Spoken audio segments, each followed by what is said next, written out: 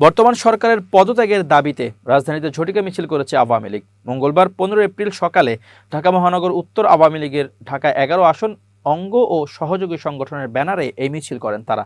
নিষিদ্ধ সংগঠন ছাত্রলীগের সাধারণ সম্পাদক গোলাম রব্বানী তার ফেসবুকে মিছিলটির ভিডিও পোস্ট করে লিখেন, ঢাকা মহানগর উত্তর আওয়ামী লীগের সাংগঠনিক সম্পাদক মাজহার আনামের নেতৃত্বে স্থানীয় নেতাকর্মীদের আয়োজনে আজ বাড্ডা, ভাটারা, রামপুরা প্রধান সড়কে এই প্রতিবাদী মিছিলটি বের হয়। এ সময় তারা জয় বাংলা জয় বঙ্গবন্ধু স্লোগানে মুখরিত ছিল। এছাড়াও তারা তুমি কে আমি কে, বাঙালি বাঙালি, তোমার আমার ঠিকানা পদ্মা মেঘনা যমুনা, শেখ হাসিনা আসবে বাংলাদেশ হাসবে, শেখ হাসিনার ভয় নাই রাজপথ ছাড়ি নাই, অবৈধ সরকার মানি না মানব না, শেখ হাসিনার সরকার বারবার দরকার প্রভৃতি স্লোগান দিতে থাকে।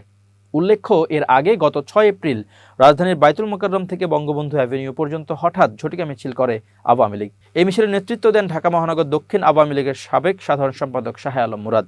অন্যদিকে আওয়ামী লীগ প্রশ্নে যারা আপোষের রাজনীতি করেছেন তাদের সাবধান হতে বলেছে জাতীয় নাগরিক পার্টির দক্ষিণাঞ্চলের মুখ্য সংগঠক হাসনাত আবদুল্লাহ। তাদের সতর্ক করে হাসনাত বলেছেন, অতি শীঘ্রই আওয়ামী লীগ নিয়ে সিদ্ধান্তে আসুন, না হলে আপনারা করবেন কম্প্রোমাইজ, সমঝোতা রাজনীতি, আর আমি করব শিষ্টাচার বহির্ভূত আচরণ। মঙ্গলবার সন্ধ্যায় নিজের ভেরিফাইড ফেসবুক অ্যাকাউন্টে এক পোস্টে হাসনাত আবদুল্লাহ এসব কথা বলেন। জাতীয় নাগরিক পার্টির এই নেতা লিখেছেন, যেদিন থেকে আমাদের আওয়ামী বিরোধী অবস্থান এবং কম্প্রোমাইজের রাজনীতির বিরোধিতাকে শিষ্টাচার বহির্ভূত বলা শুরু হয়েছে, সেদিন থেকেই আওয়ামী লীগের মিছিল বড় হতে শুরু করেছে। যারা কম্প্রোমাইজের রাজনীতি করছেন তাদের সতর্ক করছি, অতি শীঘ্রই আওয়ামী লীগ নিয়ে সিদ্ধান্তে আসুন, না হলে আপনারা করবেন কম্প্রোমাইজের রাজনীতি আর আমি করব শিষ্টাচার বহির্ভূত আচরণ। আমি শিষ্টাচার বহির্ভূত আচরণ শুরু করলে নিতে পারবেন না, সাবধান হয়ে যান।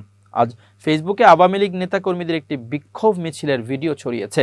আওয়ামী লীগের অনেক সমর্থক ওই ভিডিও ফেসবুকে শেয়ার করে লিখেছেন, রাজধানীর বাড্ডা এলাকায় স্থানীয় একজন সাবেক ছাত্রলীগ নেতার নেতৃত্বে ওই মিছিল হয়েছে। এরপর সন্ধ্যায় ফেসবুকে ওই পোস্ট দিয়েছেন হাসনাত আবদুল্লাহ। ফেসবুক পোস্টে তিনি আসলে কাদের দিকে ইঙ্গিত করেছেন, কারা আপোষের রাজনীতি করছেন, এ বিষয়ে জানতে প্রথম আলোর পক্ষ থেকে হাসনাত আবদুল্লাহর সঙ্গে যোগাযোগ করা হয়। জবাবে সুনির্দিষ্টভাবে কিছু না বললেও তিনি বলেন, অনেকেই আপোষের রাজনীতি করছেন, পরিস্থিতি অনুযায়ী প্রয়োজনে আমি তাদের নাম প্রকাশ করব।